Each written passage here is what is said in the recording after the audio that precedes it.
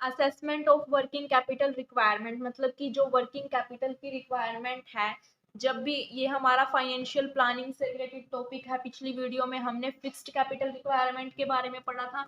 अब यहाँ पर वर्किंग कैपिटल की रिक्वायरमेंट है जो कैसे फुलफिल की जाएगी, उसकी असेसमेंट कैसे होगी, इसके बारे में पढ़ेंगे।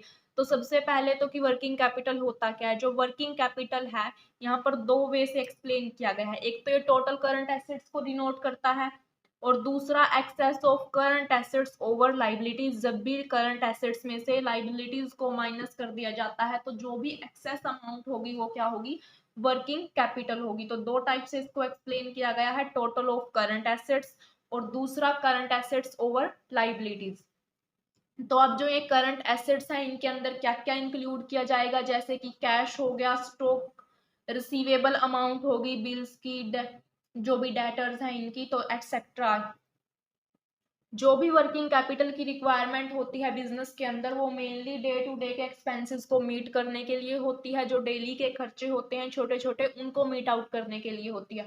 और जो फिक्स्ड कैपिटल की रिक्वायरमेंट हमने पढ़ी थी वो लॉन्ग टाइम के लिए होती है, या तो जब बिजनेस नया एस्टेब्लिश करना हो तब भी हमें ज्यादा हैवी एक्सपेंसेस करने होते हैं, क्योंकि नया बिजनेस एस्टेब्लिश कर रहे हैं हम, जिस भी टाइप का हम प्रोडक्शन करेंगे हम उसमें सेल परचेज करेंगे, उसके अकॉर्डिंग हमें बिल्डिंग्स की, लैंड की, मशीनरी की, इन सब की जरूरत पड़ेगी।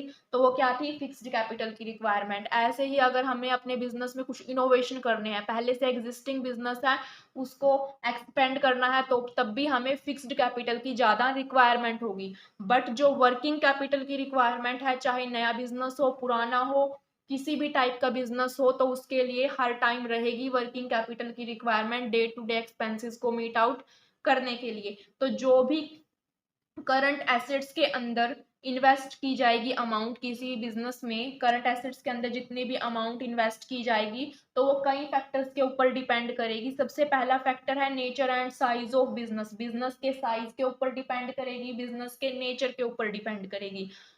मतलब कि बिजनेस के नेचर के अकॉर्डिंग ही अगर वहां पर लग रहा हो कि डे के एक्सपेंसेस ज्यादा हो रहे हैं तो वर्किंग कैपिटल की रिक्वायरमेंट भी ज्यादा होगी।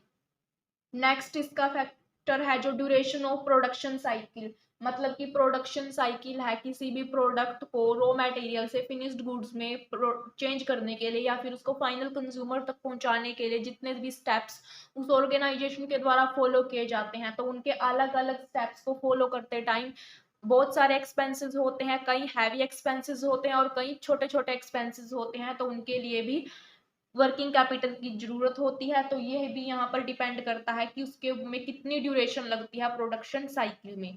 रैपिडिटी ऑफ टर्नओवर, नेक्स्ट है credit policy, quantity of stock, seasonal fluctuation, rate of growth etcetera. तो ये सब फैक्टर है इसी टाइप से उनको क्या करेंगे, इफेक्ट करेंगे। ऐसे ही जैसे क्वांटिटी ऑफ स्टॉक है, स्टॉक की क्वांटिटी कितनी है, अगर आप ज्यादा स्टॉक प्रिपेयर करके रखते हो पहले तो उसको मेंटेन करने के लिए, उसकी देखभाल करने के लिए उसके गोडाउन्स के एक्सपेंसेस वगैरह भी ज्यादा होंगे, तो यहाँ पर वर्किंग कैपिटल की रिक्वायरमेंट ज्यादा होगी। सीजनल फ्लक्चुएशन, जो भी सीजनल चेंजेस आते रहते हैं, अगर आप सीजनल प्रोडक्ट प्रोड्यूस कर रहे हो तो उनके अकॉर्डिंग वर्किंग एक्सपेंसेस ज्यादा होंगे। एक तो ऐसे प्रोडक्ट हो गए जिनकी डिमांड हर साल रहती है तो उनके ऊपर एक्सपेंसेस थोड़े कम करने पड़ते हैं। दूसरा, अगर आप सीजनल प्रोडक्ट प्रोड्यूस कर रहे हो तो आपको सीजन के अकॉर्डिंग उनमें चेंजेस करने पड़ेंगे, तो इस वजह से एक्सपेंसेस ज्यादा होंगे। तो ये सब फैक्टर्स हैं जो इस टाइप से वर्किंग कैपिटल की रिक्वायरमेंट को किसी भी बिजनेस के अंदर इफेक्ट करते हैं। अब जो यहाँ पर वर्किंग कैपिटल दी गई है वो दो टाइप की होती है, फिक्स्ड कैपिटल और फ्लक्चुएटिंग कैपिटल। सबसे पहले हम पढ़ेंगे फिक्स्ड वर्किंग कैपिटल। जो फिक्स्ड वर्किंग कैपिटल है वो क्या होती है फिक्स्ड वर्किंग कैपिटल की रिक्वायरमेंट, इसको फुलफिल कैसे किया जाएगा। It refers to the minimum amount which would always be invested in raw material. मतलब कि वो मिनिमम अमाउंट होती है जो एक्सपेंसेस रॉ मटेरियल के ऊपर, work in progress, finished goods, receivable, cash balance या फिर उनको कंज्यूमर तक पहुंचाने में किए जाते हैं। तो उनकी जो कैपिटल होती है, जो भी उनके ऊपर एक्सपेंसेस किए जाते हैं वो फिक्स्ड वर्किंग कैपिटल के अंदर आते हैं।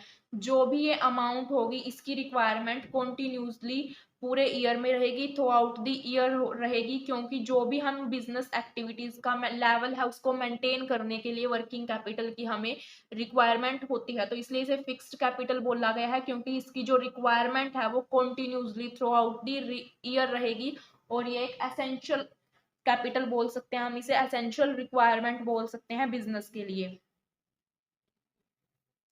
जो अमाउंट है, मेनली हमने इसके पिछले फैक्टर्स में भी पढ़ा है पिछले पेज पे, कि जो amount required for working capital है वो डिपेंड करेगी प्रोडक्शन साइकिल की ड्यूरेशन पर। अब यहाँ पर प्रोडक्शन साइकिल की ड्यूरेशन कैसे होगी, जैसे कि प्रोडक्शन साइकिल मतलब रॉ मटेरियल को परचेज करने से रिलेटेड उसको फाइनल कंज्यूमर तक पहुंचाकर जब तक उसका कैश की फॉर्म में या फिर किसी भी अदर फॉर्म में उसकी अमाउंट रिसीव नहीं होती, तब तक की प्रोसेस को प्रोडक्शन साइकिल के अंदर इंक्लूड किया गया है यहाँ पर। जैसे कि रॉ मटेरियल परचेज किया सबसे पहले किसी भी ऑर्गेनाइजेशन ने, उससे फिनिश्ड गुड्स प्रिपेयर किए।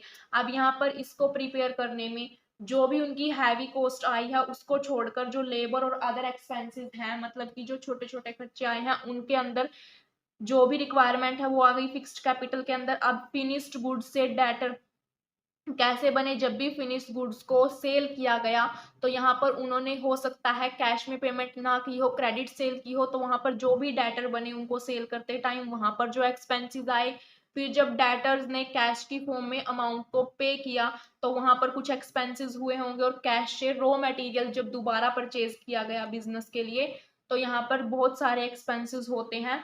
तो इन कैपिटल, इसकी जो वर्किंग कैपिटल है, फिक्स्ड वर्किंग कैपिटल है, इसकी रिक्वायरमेंट होती है इस इन सब एक्सपेंसेस से मीट आउट करने के लिए। तो ये जो इनकी रिक्वायरमेंट है प्रोडक्शन साइकिल के ऊपर डिपेंड करेगी कि बिजनेस की जो प्रोडक्शन साइकिल है वो कैसी है, उन्हें किन किन स्टेप्स को कितने यहाँ पर स्टेप्स फॉलो करने पड़ते हैं।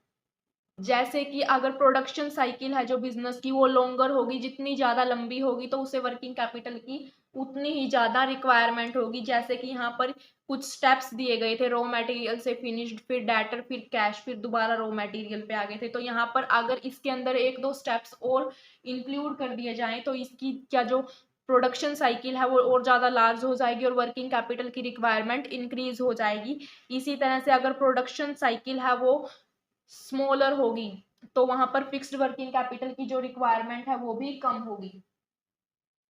नेक्स्ट यहाँ पर सेकंड था फ्लक्चुएटिंग वर्किंग कैपिटल। जब भी फिक्स्ड कैपिटल से ज्यादा वर्किंग कैपिटल की रिक्वायरमेंट होती है तो उसे फ्लक्चुएटिंग वर्किंग कैपिटल बोला जाता है। It keeps on fluctuating from time to time according to the change in level of business activities.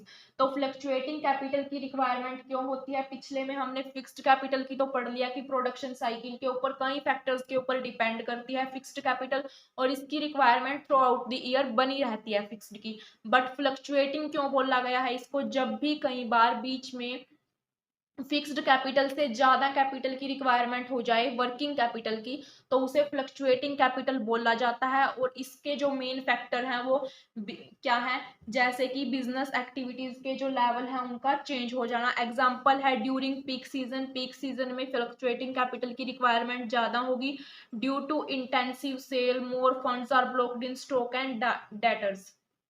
जैसे कि इसका फर्स्ट एग्जांपल है ड्यूरिंग पीक सीजन, मतलब कि नॉर्मल सीजन में जब आपकी नॉर्मल सेल होती है तब तो आपको रिक्वायरमेंट होती है फिक्स्ड के अकॉर्डिंग वर्किंग कैपिटल की। बट पीक सीजन में ज्यादा सेल हो रही है आपकी, ज्यादा डिमांड है आपके प्रोडक्ट की, तो वहां पर क्या होगी, फ्लक्चुएटिंग वर्किंग कैपिटल की भी रिक्वायरमेंट होगी। जब आप ज्यादा सेल कर रहे हो या फिर आपका जो फंड्स है स्टॉक के अंदर ब्लॉक हो गया हो या फिर डेटर्स के अंदर, मतलब कि आपने क्रेडिट सेल ज्यादा कर दी तो वहां पर भी आपको फ्लक्चुएटिंग की ज्यादा जरूरत पड़ेगी। आपने ज्यादा स्टॉक मेंटेन करके रखा है किसी भी प्रोडक्ट्स का तो वहां पर क्या होगा, उस प्रोडक्ट के का जो भी आपने स्टॉक मेंटेन करके रखा है उसके देखभाल के लिए, उसके रख रखाव के लिए आपको बहुत ज्यादा एक्सपेंसेस करने पड़ेंगे, तो वहां पर भी फ्लक्चुएटिंग की रिक्वायरमेंट ज्यादा होगी।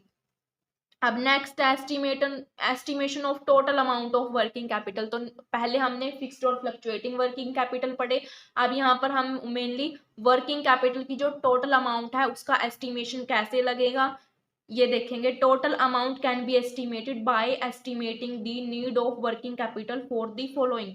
हम टोटल वर्किंग कैपिटल को उसके जो अलग अलग फैक्टर्स हैं, अलग अलग जो स्टेजेस होती हैं किसी भी बिजनेस के अंदर, उनके अंदर जो भी वर्किंग कैपिटल की रिक्वायरमेंट है उनके बेसिस पर टोटल का अंदाजा लगा सकते हैं। For maintaining adequate stock, first point है।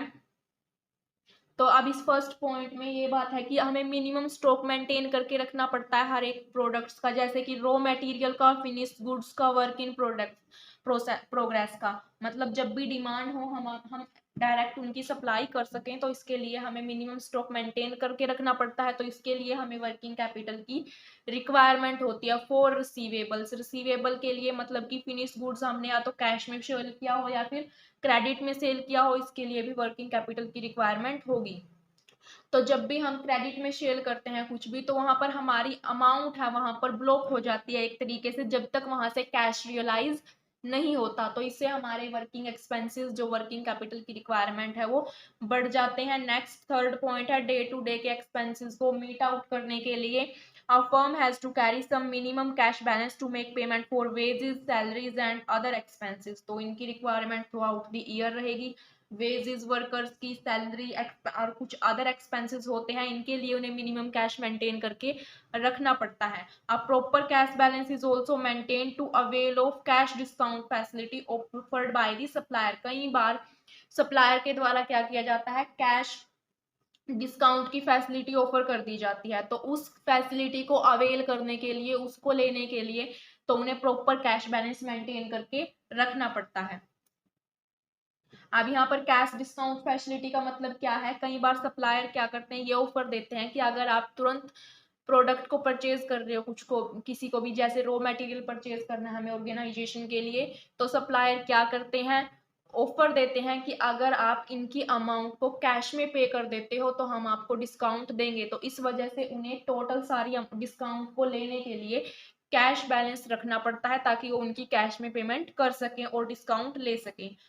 फोर्थ पॉइंट है फॉर कंटीजेंसीज, कंटीजेंसीज से मीट आउट करने के लिए अनसीन कंटीजेंसीज होती हैं, तो उसके लिए भी उन्हें प्रॉपर कैश बैलेंस को मेंटेन करना पड़ता है। तो यहाँ पर मेनली हमने 4 पॉइंट पढ़े कि कंटीजेंसी, डे टू डे के जो एक्सपेंसेस हैं वो, एडिकेट स्टॉक और रिसीवेबल्स। तो इन सब से जो भी हमें वर्किंग कैपिटल रिक्वायरमेंट होती है, इन सब से रिलेटेड उनको मिलाने से जो अमाउंट निकल कर आती है वो हमारी टोटल वर्किंग कैपिटल की अमाउंट आती है।